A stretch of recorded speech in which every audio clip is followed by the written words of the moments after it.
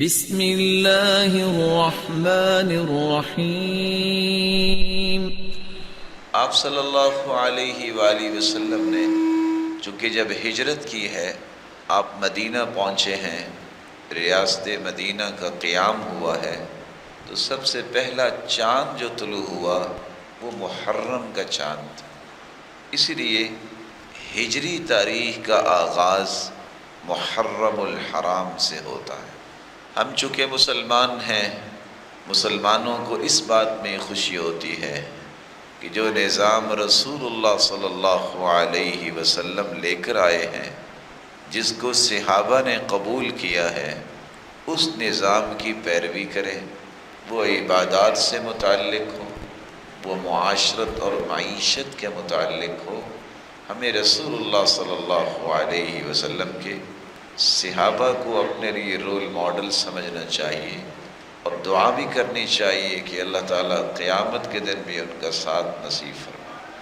سب سے پہلے تو ہمیں جو کام کرنا ہے، لوگ خوشیاں مناتے ہیں مغرب اور یورپ اور یہودیوں کی نقالی کرتے ہوئے کہ اسلام میں اس کا کوئی تصور نہیں ہے، تو ہمیں بجائے اس کے کہ یہ خوشی منائیں کہ 1 سال ہم بڑے ہو گئے ہیں، سوچنا چاہیے میری زندگی کا 1 سال اور کم ہو گیا ہے، میری زندگی کی وہ دیوار کی 1 اینٹ اور گر گئی ہے۔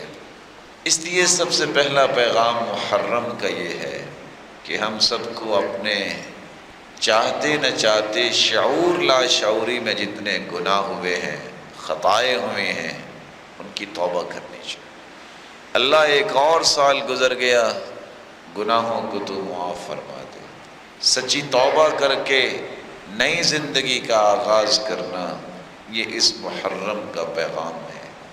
اگر اس عزت والے مہینے، اس تقدس والے مہینے، حرمت والے مہینے میں کسی کو یہ توفیق مل جاتی ہے کہ وہ اس مہینے کی آغاز میں ہی اپنی نئی زندگی کا آغاز کر لیتا ہے تو کتنا خوش نصیب ہے۔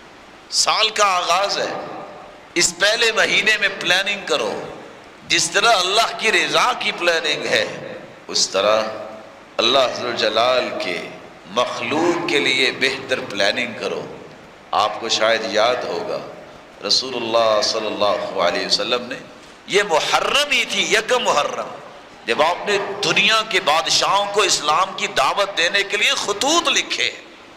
آج ہم اپنے پڑوسی کو دعوت دینے پہ بخل کرتے ہیں، اپنے گھر والوں کو نماز کی پابندی کی بات کرنے سے ڈرتے ہیں۔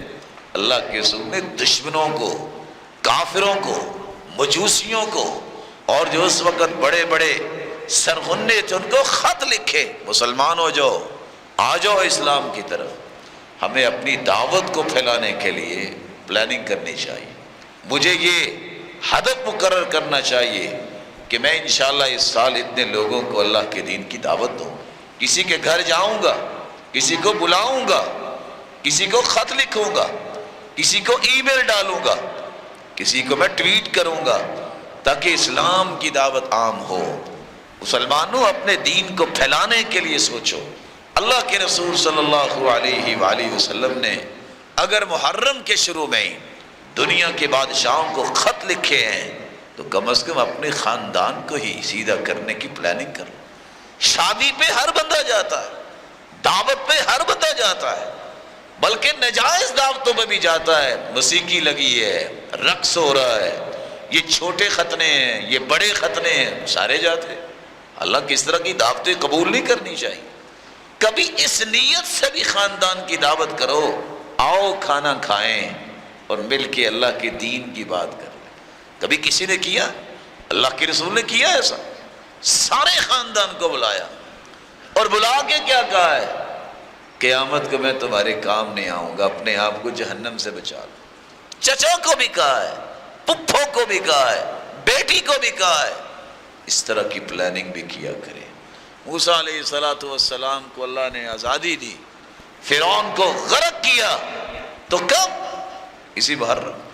اگر کوئی گناہوں میں کی بیڑیوں میں جکڑا ہوا ہے تو اپنے آپ کو آزاد کر لے۔ اگر کسی نے ظلم کا پنجہ گاڑا ہوا ہے کسی غریب پہ تو اللہ سے ڈر کے اس محرم میں اپنے پنجے اٹھا لے، وَمَا مِن ظَالِمٍ إِلَّا سَيُبْلَى بِأَظْلَمِهِ۔ آج اگر وہ ظلم کرتا ہے تو اسے یاد رہنا چاہیے اللہ اسے بڑا ظالم اس پہ مسلط کر دے۔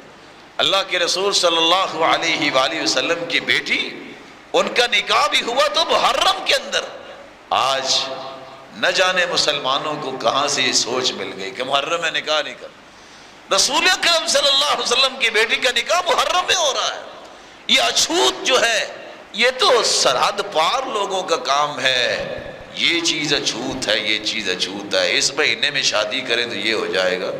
سرتاج رسول کی بیٹی کی شادی ہوئی تو اس کو تو کچھ نہیں ہوا۔ اللہ ذوالجلال سے دعا ہے اللہ ذوالجلال ہم اس مہینے کی قدر کرنے والے بنے۔ اللہ کے رسول زیادہ سے زیادہ روزے رکھا کرتے تھے۔ یہ واحد مہینہ ہے جس کی نسبت اللہ کی طرف کی گئی، شہر اللہ المحرم، یہ حرمت والا مہینہ اللہ کا مہینہ ہے۔ اس میں اللہ سے توبہ کیجئے، 9-10 تاریخ کا روزہ رکھیے، اپنے گناہوں کی معافی مانگیے اور دوبارہ سے اپنے ایمان کو اور اپنے معاشرے کو بلڈ کرنے کی پلاننگز کیجئے۔ اللہ توفیق سے نوازے۔ وآخر دعوانا